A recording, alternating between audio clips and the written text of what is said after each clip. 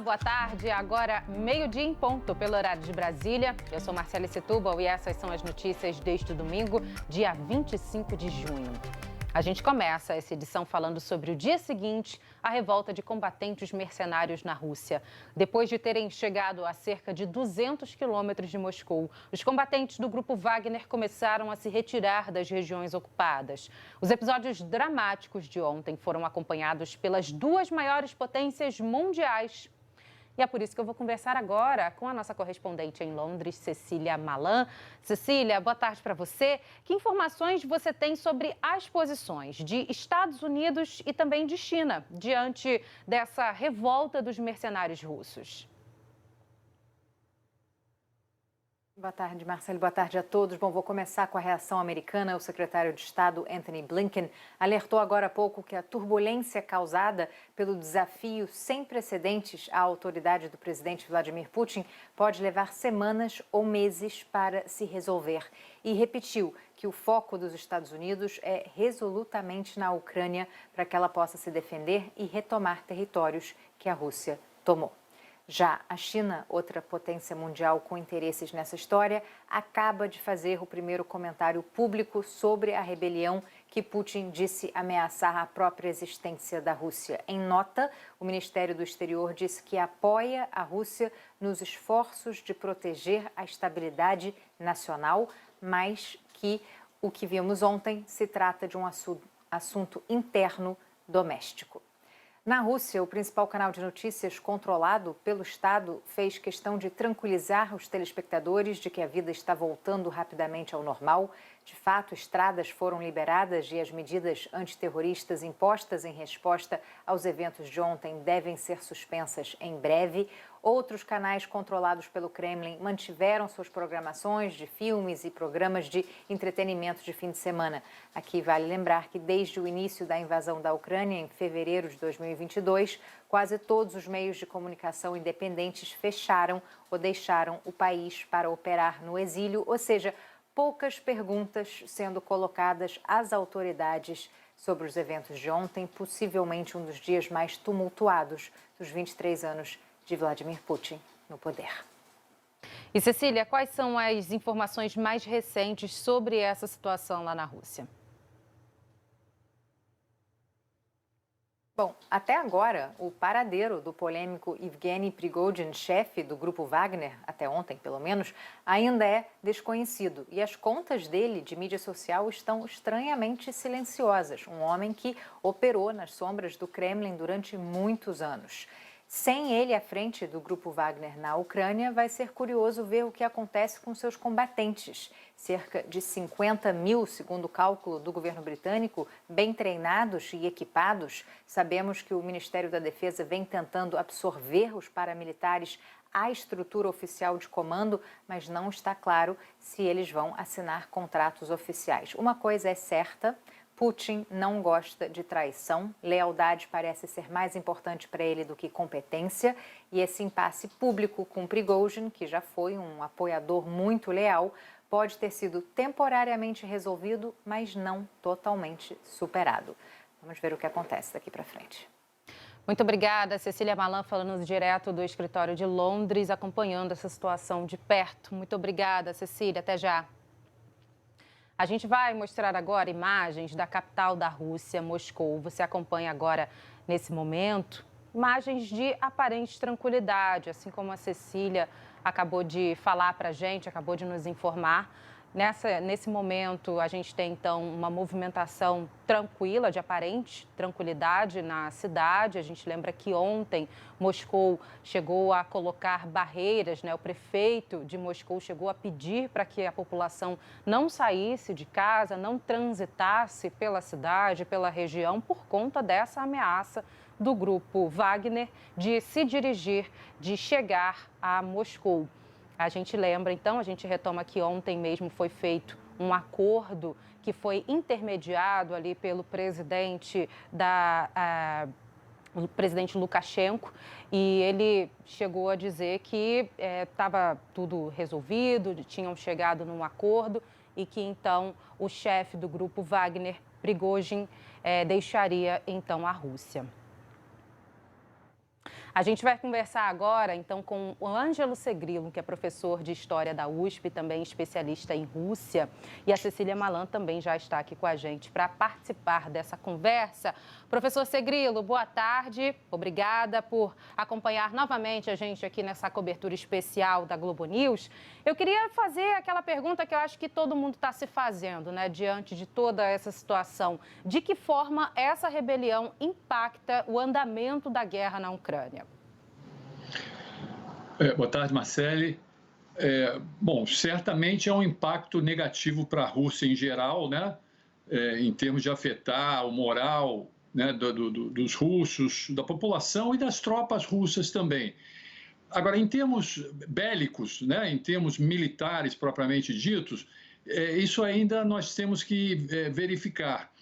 É claro que, por exemplo, o Grupo Wagner era um grupo bastante especializado em operações especiais, e se ele se dissolver, se ele for dissolvido, isso aí vai ser também um baque nesse campo bélico especificamente. Agora, eu acho que mais do que a questão de tática ou de armamentos, como entra essa questão do Grupo Wagner, é muito a questão do moral geral das tropas na Ucrânia, né? Porque o Prigozhin não só fez esse levante, como ele também, dias atrás, tinha dado uma entrevista dizendo que as razões que levaram a Rússia a atacar a Ucrânia não tinham sido verdadeiras, aquela coisa de desnazificação, ou mesmo de que a Ucrânia era uma ameaça por causa da OTAN à Rússia. Então, isso tudo aí são fissuras na parede que podem aumentar.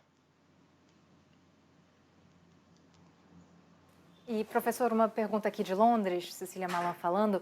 A traição veio de um sócio, um aliado de longa data, um operador ambicioso.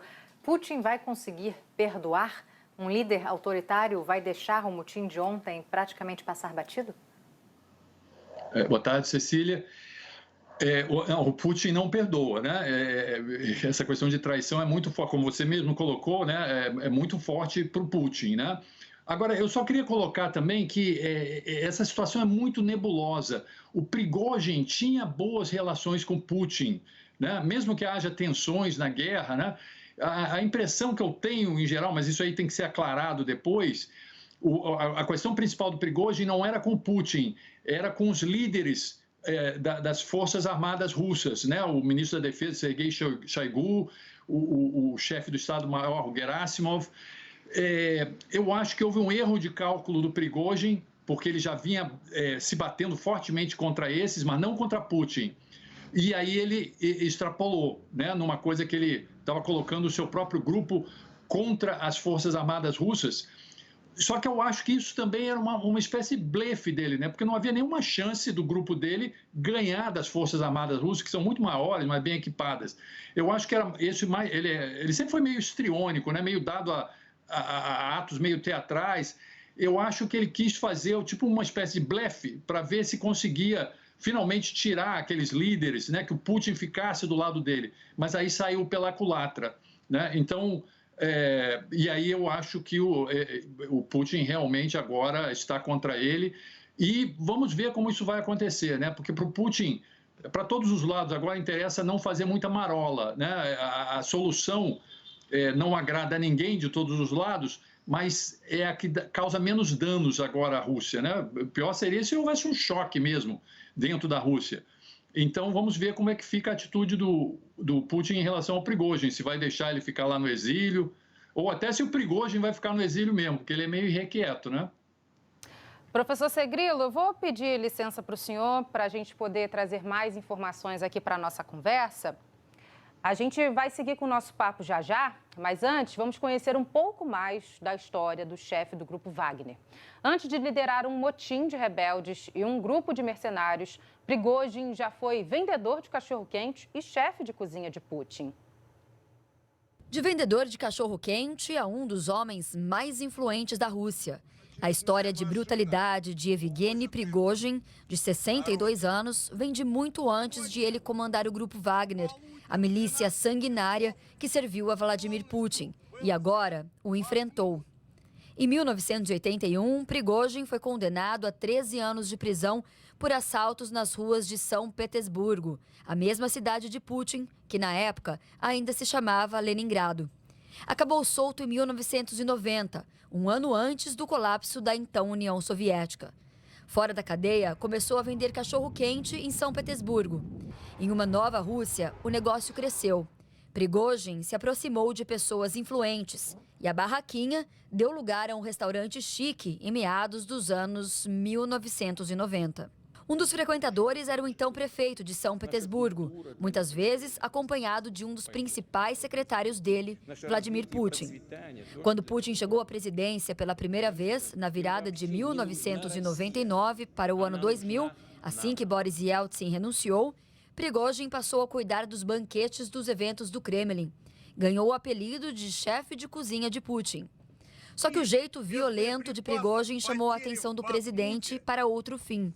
Para não envolver diretamente o exército russo nos conflitos separatistas no leste da Ucrânia, em 2014, Putin permitiu a formação de milícias para Moscou. E Prigozhin, contratado para fornecer comida aos soldados, começou a fornecer também mercenários. Surgiu o Grupo Wagner.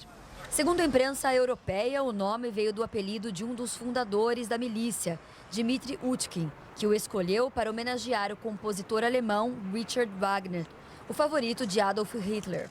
Desde então, Putin tem usado os mercenários em conflitos, não só na Ucrânia, mas também na Síria, na Líbia, na República Centro-Africana e até em Moçambique, país de língua portuguesa. Foi uma forma de o Kremlin exercer a influência russa pelo mundo, sem que Putin sujasse as mãos diretamente. O Grupo Wagner chegou a ter mais de 50 mil combatentes, segundo estimativa do governo britânico. Um poder de fogo bem menor do que os mais de 1.100.000 militares das Forças Armadas Russas. Por muito tempo, Prigozhin não admitia que chefiava a milícia. Até o ano passado, quando ajudou o exército russo a invadir a Ucrânia e quando assumiu que ajudou Moscou nas tentativas de sabotar seu maior rival, a Casa Branca. Prigozhin admitiu que agiu para interferir nas eleições aqui dos Estados Unidos. O Departamento de Justiça americano o acusou formalmente de comandar um batalhão também nas redes sociais, com perfis falsos baseados em dados roubados de usuários da internet. Segundo investigadores americanos, esses perfis propagaram informações falsas para favorecer o republicano Donald Trump, que venceu as eleições de 2016. Prigozhin entrou na lista dos procurados pelo FBI, a Polícia Federal Americana, que oferece $250 mil para quem ajudar a prendê-lo. O governo dos Estados Unidos também aplicou sanções econômicas contra Prigozhin no começo deste ano, pelo papel dele e do Grupo Wagner na guerra da Ucrânia. O jornal americano Wall Street Journal publicou que novas medidas contra ele devem ser suspensas temporariamente para evitar uma sinalização de que os Estados Unidos tomaram lado nesse conflito interno na Rússia. Os métodos de atuação do grupo pelo mundo levantaram críticas do Ocidente e também das Nações Unidas, que acusaram a milícia de estupros, tortura e execuções. Em dezembro de 2022, o secretário de Estado americano, Antony Blinken, denunciou: ouvimos repetidas preocupações de que o Grupo Wagner explora a insegurança, ameaça a estabilidade, mina boa governança, rouba riquezas minerais de países e viola os direitos humanos. Com o decorrer da guerra, Prigozhin passou a se mostrar cada vez mais crítico ao governo russo, especialmente aos chefes militares. Disse que a elite do país não levava a guerra a sério e que a situação poderia levar a Rússia a uma nova revolução como a de 1917. Ameaçou ainda retirar o Grupo Wagner da cidade ucraniana de Bakhmut, massacrada pelos mercenários. E segundo documentos do governo dos Estados Unidos, aos quais a imprensa teve acesso, ameaçou também trair o Kremlin e repassar a localização dos soldados russos ao exército da Ucrânia. Prigozhin ainda responsabilizou o ministro da Defesa e o comandante das Forças Armadas Russas pelas milhares de mortes de combatentes pagos para defender Moscou. Esse descontentamento foi registrado em vídeo, gravado em maio. O chefe do Grupo Wagner pedia mais munição e reclamava, aos berros e palavrões, do mesmo governo russo que o tornou um dos homens mais poderosos do maior país do mundo.